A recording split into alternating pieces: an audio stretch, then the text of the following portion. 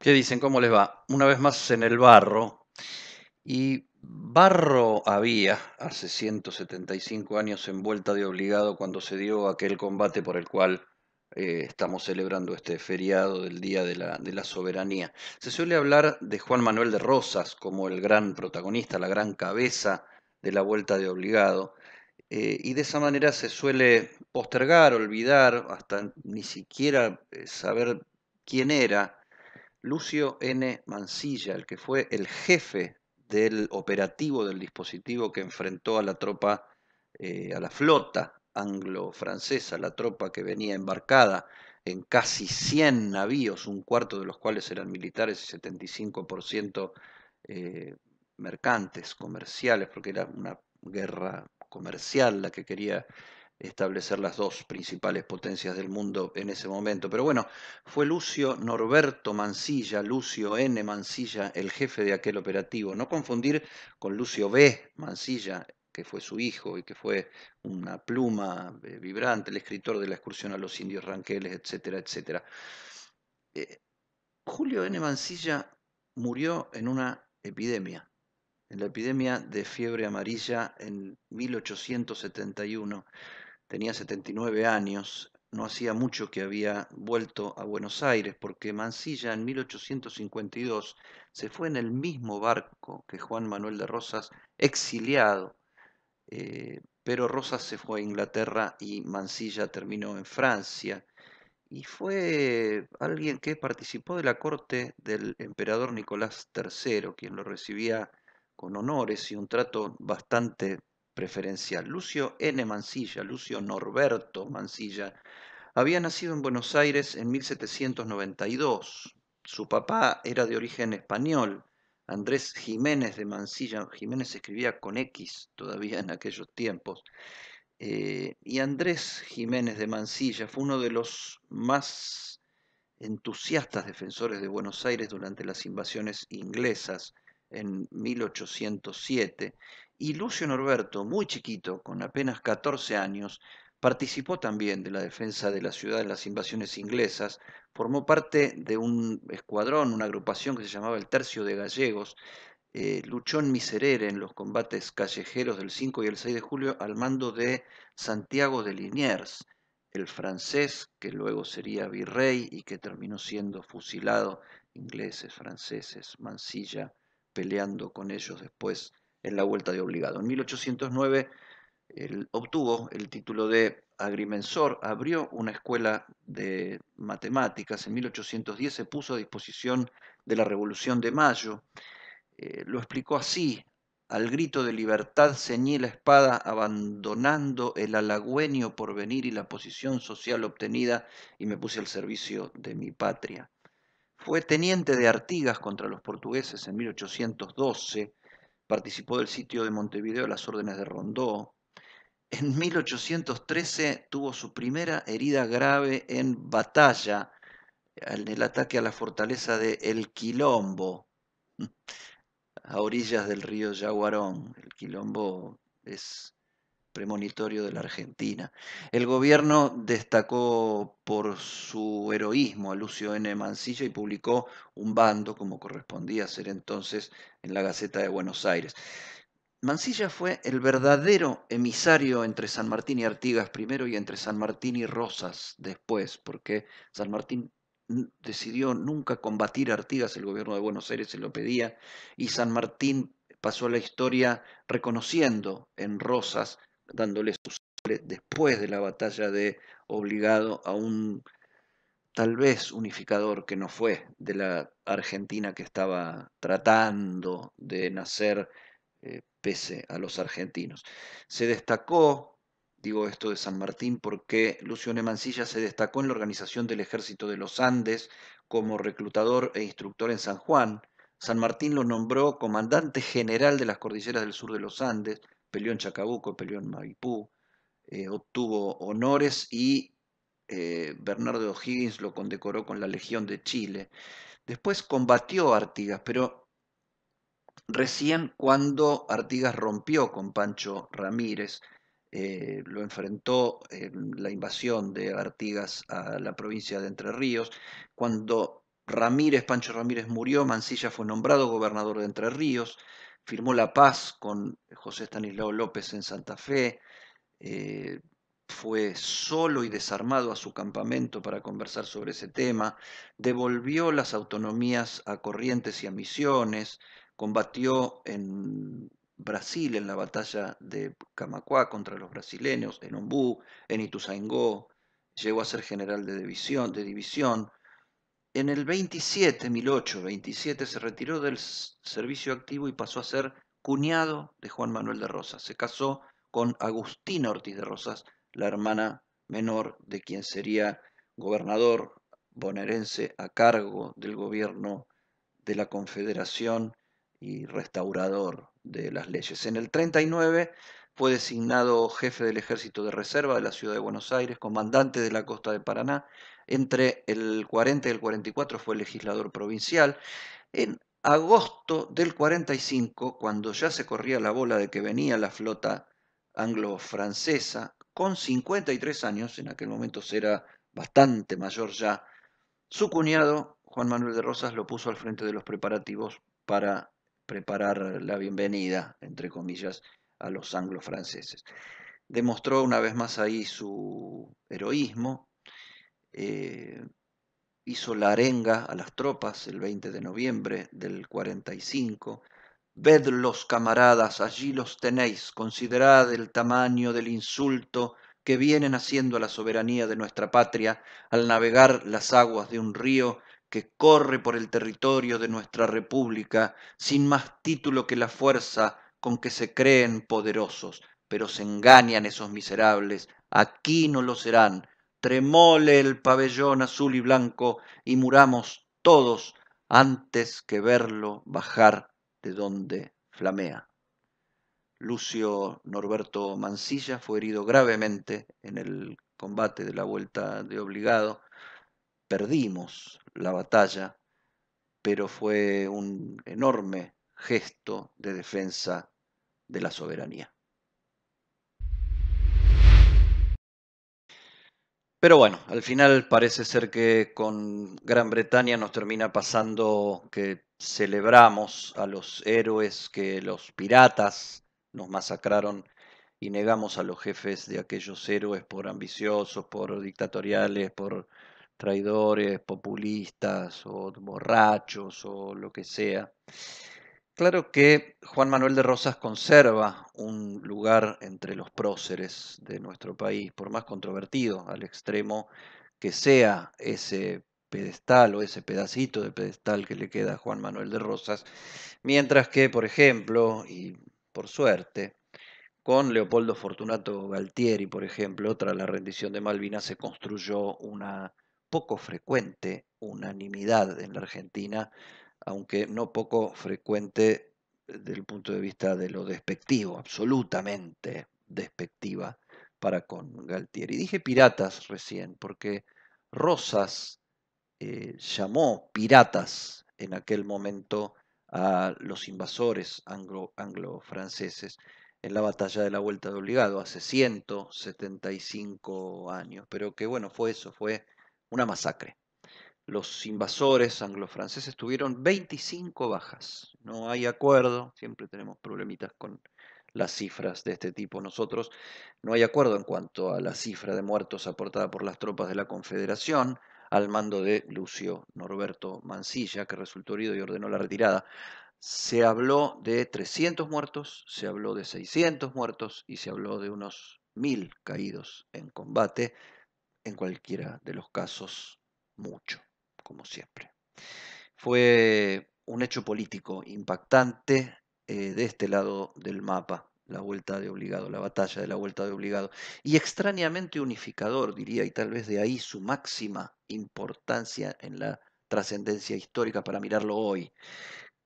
Tan unificador, tan extrañamente unificador, que Juan Bautista Alberdi, un antirrosista jurado y militante, aunque no fundamentalista, saludó desde su exilio chileno el arrojo de los combatientes y condenó a los invasores. Y por supuesto, José de San Martín fue más explícito desde su autoexilio francés, De ahí, de la vuelta de obligado, surgió su decisión de ofrendar su sable, que todavía no había sido consagrado como mítico, ni había sido santificado ese sable en el santo de la espada, se lo dio a Juan Manuel de Rosas por aquellos acontecimientos de la vuelta de obligado. En Gran Bretaña las cosas siempre se ven, por supuesto, distintas. El episodio pasó a la historia como una aventura comercial menor. Estaban en medio de una tremenda recesión. Había hambre en Irlanda, por ejemplo, hambruna. Y estaban en medio de la necesidad de probar los nuevos barcos a vapor para la explotación de nuevos mercados. Y también como artefactos bélicos. Los fabricantes de barcos a vapor querían ver si vendían esas nuevas armas militares, los barcos a vapor. Pese al triunfo militar por parte de ellos, menos de 2 años después los ingleses dejaron la beligerancia de lado, se firmaron tratados de paz, volvieron a la diplomacia, lo cual ciertos historiadores toman como un gesto hacia Rosas, a quien se terminó considerando un buen aliado siempre y cuando se lo dejara gobernar. Desde 1826 se imprimía en Buenos Aires un semanario en inglés. Se llamaba The British Packet and Argentine News. Su origen se basó en el notorio incremento de las relaciones comerciales entre Argentina y Gran Bretaña tras la independencia y la consiguiente consolidación de la comunidad británica en el Río de la Plata. El British Packet se lo compara con otras publicaciones de la época por su cuidada independencia de criterio, su capacidad de crítica. Fue clausurado por Juan Galo de la Valle en diciembre del 28, cuando el semanario osó contar los funerales del derrocado y fusilado Manuel Dorrego, sin dejar de mencionar, con su independencia de criterio, a los conspiradores de aquel golpe de Estado. Lo cerraron, Lavalle lo cerró. Reabrió un año después el paquet cuando Rosas fue designado gobernador y restaurador de las leyes y el periódico se volvió moderada pero resueltamente rosista. No somos ni Argelia ni la India, había declarado Rosas cuando la invasión y la vuelta de obligado, dándose por vencedor a la larga cuando las fuerzas británicas finalmente se retiraron tras la firma de la paz. Más allá de su oposición a la intervención directa, eh, Rosas había desarrollado la idea de una asociación comercial con la potencia imperial y en 1847, 2 años después de la batalla, año y medio, el British Packet publicó un efusivo manifiesto a favor de que una relación estrecha con Gran Bretaña sería provechosa para ambas partes. El periódico, que era semanario, destacaba que las puertas de Buenos Aires estaban abiertas para los obreros y granjeros británicos que quisieran venir a producir y comerciar, también, por supuesto, en el sector rural, gozando de, atención a esto, todos los beneficios de una colonia, que la Argentina no era tal. La comunidad británica en Buenos Aires había llegado a peticionar ante el Foreign Office para que se abandonara la intervención militar y se respetara la gestión soberana de Rosas, que en esa dirección firmó después convenios con la corona en 1849 y 1850. 2 años después, el barco que llevó a Rosas y a Mansilla también para Europa, pero en el caso de Rosas su largo exilio final en Inglaterra, porque Rosas murió en Inglaterra, era recibido el barco de Rosas con salvas de cañón en el puerto de Plymouth. Formalmente invitado fue Rosas a establecerse donde quiera y vivir en perfecta seguridad bajo la protección de las leyes inglesas. Acá le habían confiscado todos sus bienes y esperaban una extradición que nunca se dio para fusilarlo en Palermo. Estaba decidido hasta el lugar donde se iba a fusilar a Rosas. El historiador británico David Rock sostiene que Rosas fue alojado por sus vencedores externos y nunca entregado a sus enemigos argentinos a fin de negociar con la Argentina bajo amenaza de financiar el retorno del restaurador al Río de la Plata. Bueno, es un punto de vista. Allá Rosas se hizo estanciero, que es lo que era desde el punto de vista económico. Murió un cuarto de siglo después, bien mayor a los 84 años. Había escrito tiempo atrás, antes de morir: mi economía continuó siempre severa, no fumo, no tomo rapé, ni vino, ni licor alguno, no asisto a comidas, no hago visitas ni las recibo, no paseo ni voy al teatro ni a diversiones de ninguna clase, mi ropa es la de un hombre común, mis manos y mi cara están bien quemadas y acreditan cuál y cómo es mi trabajo diario, incesante, para en algo ayudarme. Mi comida es un pedazo de carne asada y mi mate, nada más. Juan Manuel de Rosas, 175 años de la batalla de la Vuelta de Obligado. Repasemos por último las cartas mencionadas de José de San Martín y de Juan Bautista Alberdi tras conocerse los acontecimientos de Vuelta de Obligado. San Martín escribía desde su exilio francés: bien sabida es la firmeza de carácter del jefe que preside a la República Argentina. Nadie ignora el ascendiente que posee en la vasta campaña de Buenos Aires y el resto de las demás provincias. Y aunque no dudo que en la capital tenga un número de enemigos personales, estoy convencido que, bien sea por orgullo nacional, temor, o bien por la prevención heredada de los españoles contra el extranjero, ello es que la totalidad se le unirán. Por otra parte, es menester conocer, como la experiencia lo tiene ya mostrado, que el bloqueo que se ha declarado no tiene en las nuevas repúblicas de América la misma influencia que lo sería en Europa. Este solo afectará a un corto número de propietarios, pero a la mesa del pueblo, que no conoce las necesidades de estos países, le será bien diferente su continuación. Si las dos potencias en cuestión quieren llevar más adelante sus hostilidades, es decir, declarar la guerra, yo no dudo que con más o menos pérdidas de hombres y gastos se apoderen de Buenos Aires, pero aún en ese caso estoy convencido que no podrán sostenerse por largo tiempo en la capital. El primer alimento, o por mejor decir, el único del pueblo, es la carne, y es sabido con qué facilidad pueden retirarse todos los ganados en muy pocos días a muchas leguas de distancia, igualmente que las caballadas y todo medio de transporte, en una palabra, formar un desierto dilatado, imposible de ser atravesado por una fuerza europea. Estoy persuadido que será muy corto el número de argentinos que quiera enrolarse con el extranjero. En conclusión, con 7 u 8 mil hombres de caballería del país y 25 o 30 piezas de artillería volante, fuerza que con una gran facilidad puede mantener el general Rosas, son suficientes para tener un cerrado bloqueo terrestre a Buenos Aires. San Martín, viendo desde una perspectiva militar la posibilidad de que una invasión extranjera se cumpla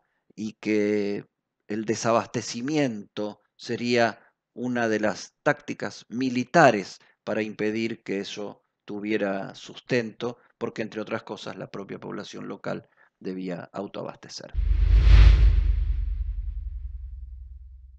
Juan Bautista Alberdi, claro enemigo del restaurador de las leyes, comentaba desde su exilio chileno: en el suelo extranjero en que resido, en el lindo país que me hospeda sin hacer agravio a su bandera, beso con amor los colores argentinos y me siento vano al verlos más ufanos y dignos que nunca. Guarden sus lágrimas los generosos llorones de nuestras desgracias, aunque opuesto a Rosas como hombre de partido, he dicho que escribo con colores argentinos. Rosas no es un simple tirano a mis ojos. Si en su mano hay una vara sangrienta de hierro, también veo en su cabeza la escarapela de Belgrano.